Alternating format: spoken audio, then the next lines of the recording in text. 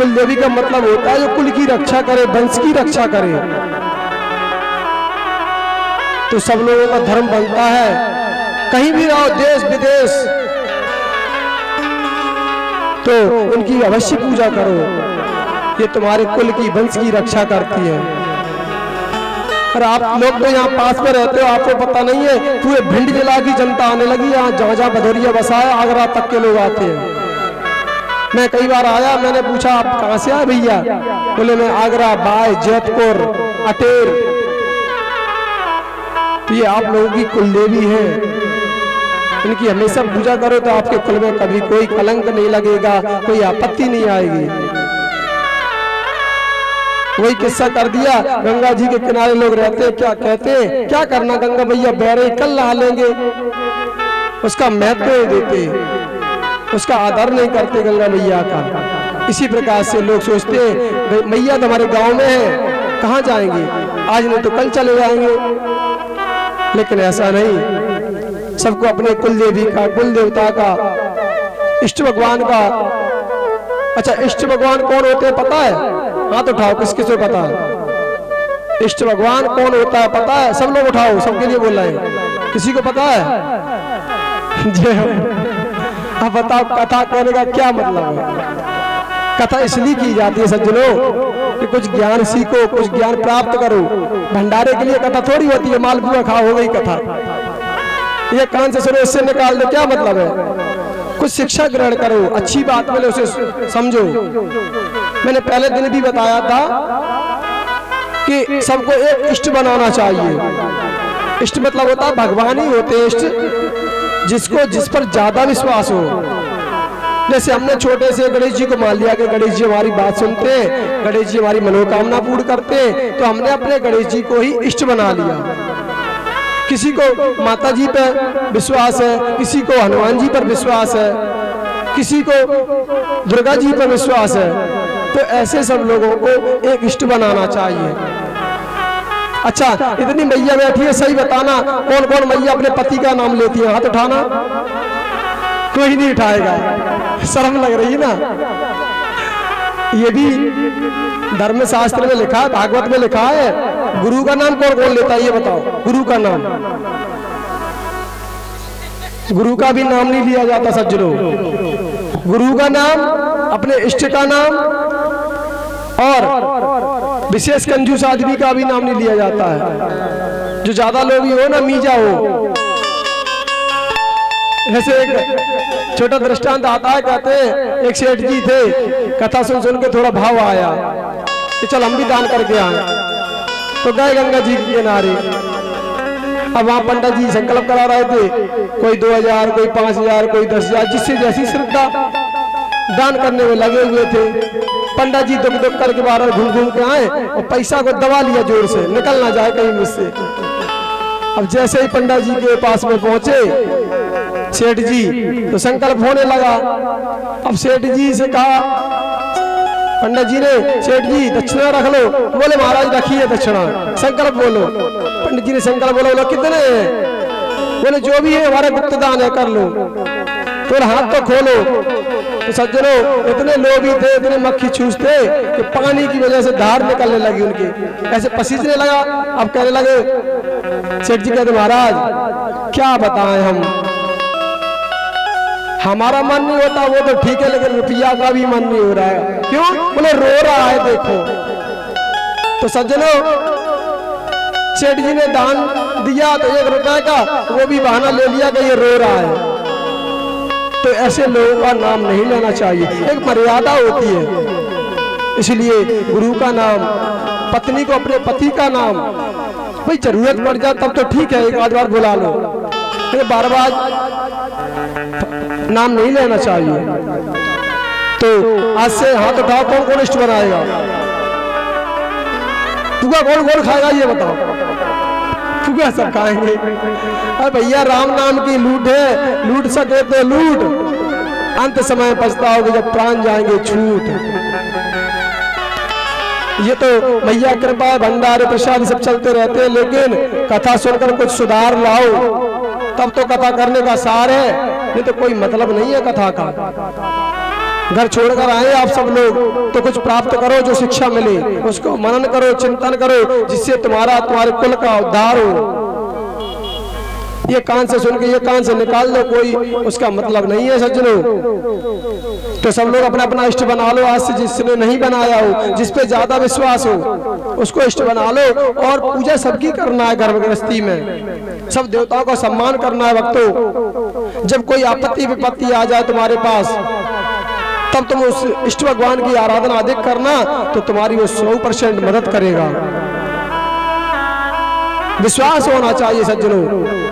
आज आप भागवत सुन रहे हैं तो सोचेंगे कन्हैया जी बहुत अच्छे हैं, तो आज से इनकी पूजा करने लगे। फिर कहीं शिव पुराण सुन लिया तो कहेंगे तो शंकर जी अच्छे ने, छोड़ दो। फिर देवी भागवत सुन ली तो सोचेंगे देवी मैया बहुत अच्छी है, फिर ये भी छूटेगा, फिर देवी को पकड़ लिया।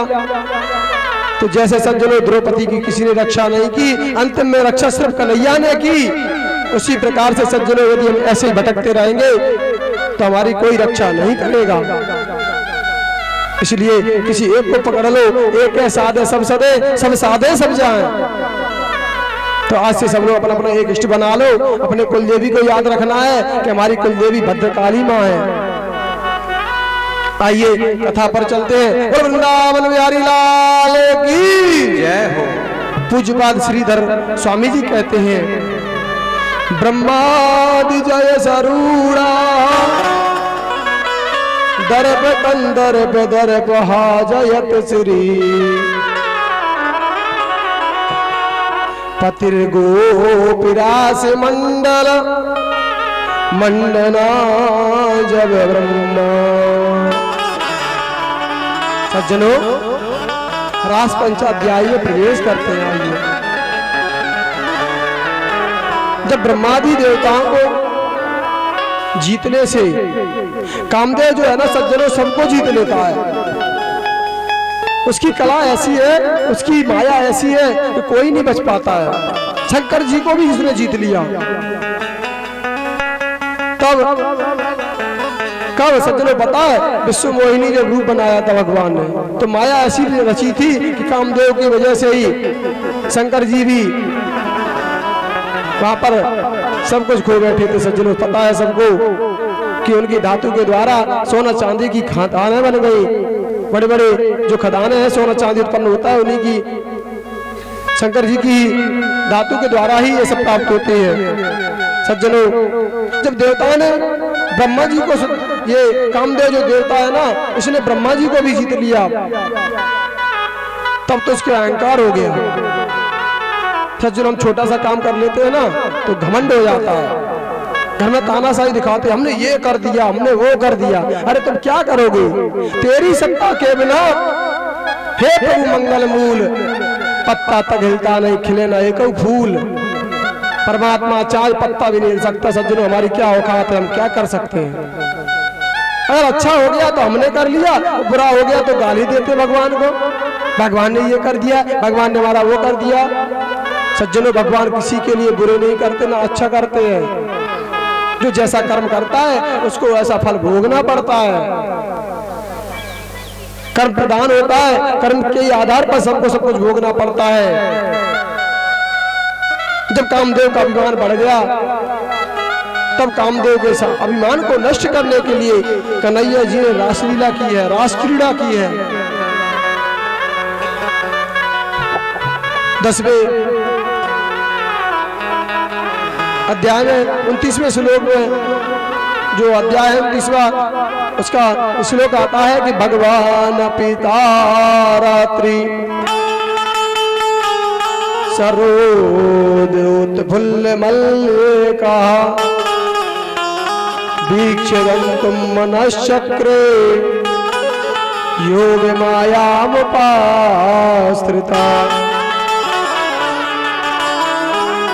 हे परीक्षक जी, शरद पूर्णिमा की जो रात्रि है ना, उस रात्रि में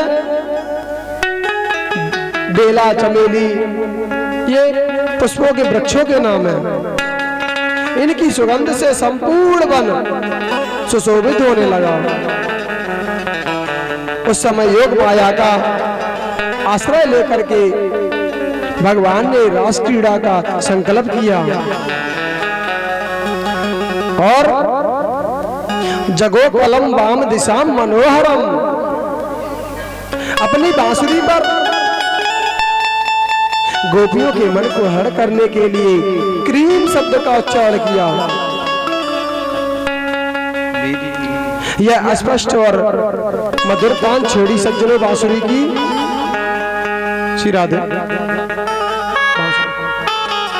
और जैसी बांसुरी की तान को छेड़ा, इस बेड़ू वादन को सुन करके गोपियों को ऐसा लगा कि कन्हैया जी का जो नाम है ना, मैं उन्हें लेकर पुकारने लगूं। और उन्हें ऐसा आवाज होता है कि शायद मुझे कन्हैया पुकार रहे हैं। उस समय सज्जनों, कोई गोपी अपने घर पर गाय का दूध निकाल रही थी, कोई दूध को पका रही थी, कोई अपने घर में हलवा बना रही थी, कोई अपने पति को भोजन परोस रही थी, कोई छोटे छोटे बालकों को दूध पिला रही थी, कोई अपने पति की सेवा में लगी हुई थी, कोई कोई गोपी स्वयं भोजन कर रही थी, कोई वस्त्रों को पहन रही थी, और कोई कोई गोपी तो श्रृंगार में लगी हुई थी सज्जनों। क्योंकि शाम का समय था, वे सब अपना अपना काम छोड़ करके अस्त व्यस्त अवस्था में श्री कृष्ण के मिलने के लिए दौड़ पड़ी। जैसी स्थिति में थी, सभी ने अपना अपना कार्य छोड़ दिया और यूं ही भाग पड़ी, दौड़ पड़ी। सज्जनों, गोपियों को वन में आते हुए देख करके भगवान बांसुरी को बजा रहे थे, तो गोपियां जैसे ही पास आई तो गोपियों को वन में आया हुआ देख करके भगवान ने कहा, अरे गोपियों, स्वागतम वो महाभागा प्रियम किम करवाणि वा ब्रजस्यानामयं कश्चित् वृतागमनं कारिणम्। ये महाभागवती गोपियों, तुम्हारा स्वागत है। बतलाइए, तुम्हारी प्रसन्नता के लिए मैं क्या काम करूं? कन्हैया कह रहे गोपियों से, गोपियों, ब्रज में सब कुशल क्षेम तो है ना? सब कुछ कुशल मंगल तो है ना? तुम यहाँ क्यों आई हो? तुम्हारे यहाँ आने का क्या कारण है? अरे गोपियों, यह जो रात्रि का बड़ा भयानक समय है ना, तुम्हें नहीं आना चाहिए घर छोड़ करके। इस समय सिंह आदि बड़े बड़े भयंकर प्राणी लोग वन में घूमते रहते हैं, इसलिए तुम्हें वहां नहीं रहना चाहिए था। यदि तुम्हारे माता पिता, भाई भाई, बंधु जो भी है घर में नहीं देखेंगे तो तुम्हें ढूंढेंगे, खोज करेंगे। सज्जनों, कन्हैया कहते हैं, गोपियों, चंद्रमा की चांदनी से चमकते हुए उस वन की शोभा देखने आई है हम लोग। सज्जनों, शरद ऋतु का जब प्रारंभ होता है ना, क्वार कार्तिक के महीने में हम देखते हैं कितना सुंदर सुहावना मौसम हो जाता है। और गोपी कह रही है, भगवान, हे कन्हैया जी, मैं इस वन की शोभा को देखने आई हूं। भगवान ने कहा ठीक है, तुमने ये सब देख लिया, अब घर लौट जाओ और अपने पति पुत्र इन सबकी सेवा करो जा करके। सज्जनों, ऐसा क्यों कहा भगवान ने? भर्तु शुश्रूषणं स्त्रीणां परो धर्मोह्रमायया तद्बन्धूनां च कल्याणः प्रजानां चानुपोषणम्। भगवान ज्ञान दे रहे हैं, सुन लो माताओं बहनों, स्त्रियों का परम धर्म क्या है? पति की सेवा करना। पति कैसे भी स्वभाव का हो, बुरे से बुरे स्वभाव का हो, चाहे वह वृद्ध हो गया हो, भले मूर्ख हो गया हो, चाहे रोगी हो, चाहे बिल्कुल निर्धन हो गया हो, कैसा भी हो, अपने पति की ही सेवा करना चाहिए। जो स्त्री अपने उत्तम लोक को चाहती है कि मेरी परिवार की, मेरे पति की मेरी गति हो जाए, मेरा उद्धार हो जाए, मुझे नरक में न जाना पड़े, तो कन्हैया कहते हैं, हे गोपियों, अपने अपने पति की सेवा करो। और सज्जनों, गोपियों की बात नहीं है, हम सबकी बात है ये। हमारी सभी माताओं को, बहनों को अपने पति की ही सेवा करना चाहिए। आजकल की मैंने बहुत सारी माता बहनों को देखा है, गालियां देती है अपने पति को। यहाँ लिखा होता है, यदि कोई पत्नी आदेश भी करती है अपने पति को तो भी उसको नरक में जाना पड़ता है। और आजकल तो गाली देती है। धिक्कार है तुम्हारे जीवन को। किसके लिए तुम गाली देती हो? धन के लिए। अरे भाई, सुख दुख आएगा जाएगा, गाली देने से तो अपना जीवन क्यों नष्ट कर रही हो? तुम्हारे जो कर्म में लिखा था, जो भाग में लिखा था, वो मिल गया। कई लोग कहते हैं कि तुमने ऐसा कर दिया, तुमने वैसा कर दिया। सज्जनों, पद्म पुराण में लिखा हुआ है, 3 चीजें ऐसी होती है उसको कोई नहीं मिटा सकता। जन्म, जिसने जो कर्म किए हैं उसके अनुसार उसको जन्म मिलता ही है। और मृत्यु, जिसकी जैसे जहां मृत्यु होने है सज्जनों, वहीं पहुंच जाता है व्यक्ति वह। तीसरा विवाह, जिसका विवाह जहां होना है होकर रहता है, कोई कुछ नहीं कर पाता है। कितनी भी ताकत लगा लेना सज्जनों, मैंने स्वयं देखा है। पूना में मैं शादी पढ़ने गया एक बार, 4 दिन के अंदर सब कुछ बदल गया सज्जनों। वहां 4 दिन में शादी दूसरी लड़की से हो गई, वहां जिससे होनी थी उससे नहीं हुई, 4 दिन के अंदर दूसरे के साथ हो गई। इसी प्रकार से हमारी माता बहनों का धर्म बनता है, कभी अपने पति को गाली मत दो, बुरा मत करो, नहीं तो अभी जैसे निर्धन मिला है, रोगी मिला है, अगले जन्म में तो इससे भी बदतर मिल जाएगा।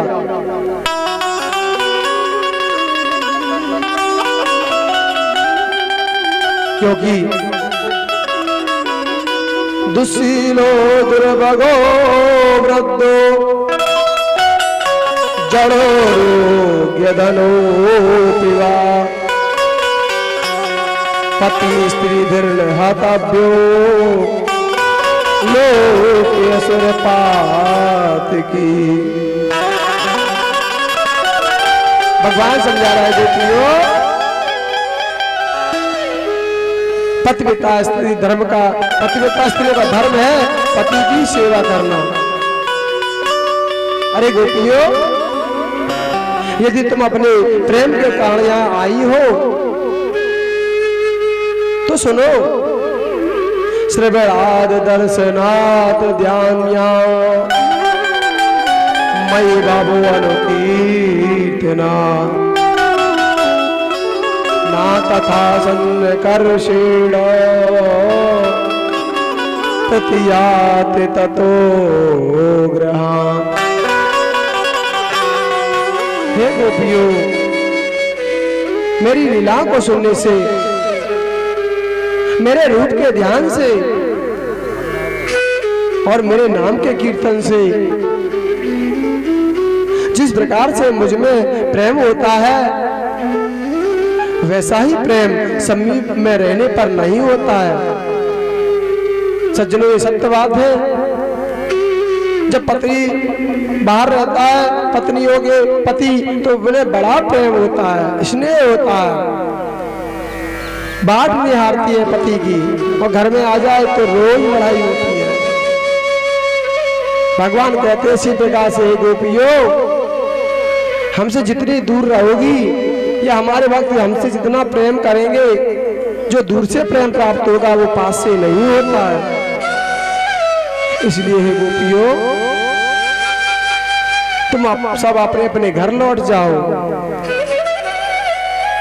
कन्हैया के इस अप्रिय भाषण को सुन करके गोपियों की आशा लता टूट गई।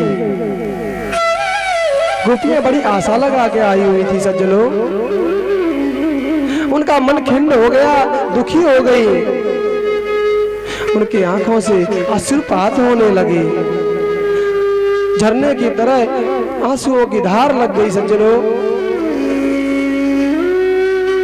जिन गोपियों की आंखों में काजल लगा हुआ था, सारा काजल धुल गया और कुछ क्षण पश्चात में धैर्य धारण करके आंसुओं को पोंछ करके गोपियां केड़ा गीत से भगवान से कहती है, हे कन्हैया, मेवं विभोर हति भवान गदतम न संशयम् संत्यज्य सर्वस्यास्तव पादमूलम्। हे श्याम कुमार, हे श्याम सुंदर,